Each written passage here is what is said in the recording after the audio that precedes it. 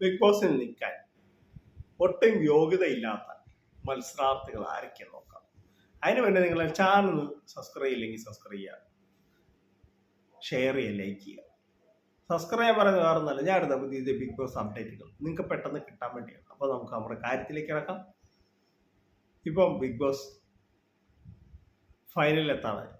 Big ബോസിൽ നിൽക്കാൻ ഒട്ടും യോഗ്യതയില്ലാത്ത മത്സരാർത്ഥികൾ ആരൊക്കെ നമുക്ക് നോക്കാം.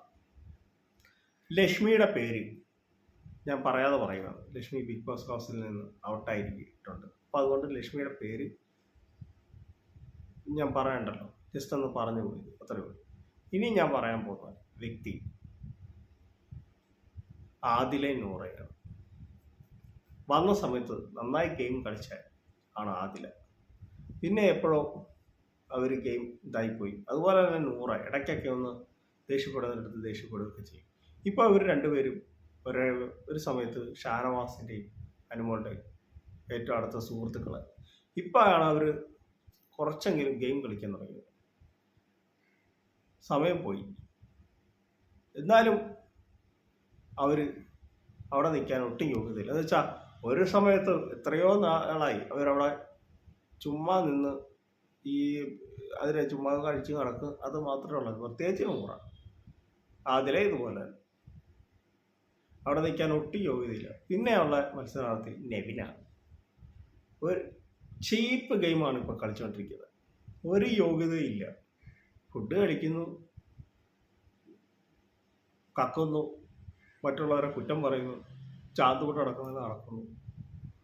ഇതാണ് പുള്ളി ചെയ്യുന്നത്. പിന്നെ അനുമോളെ കിട്ടുന്ന അവസരങ്ങളൊക്കെ അനുമോളെ കുറ്റം പറയുന്നു, പേഴ്സണൽ വൈരാഗ്യം കൊടുക്കുക. ഇമാതിരി വെറുപ്പീരാണ്. ആ ലൈവ് കാണുന്നവർക്ക് അറിയാം.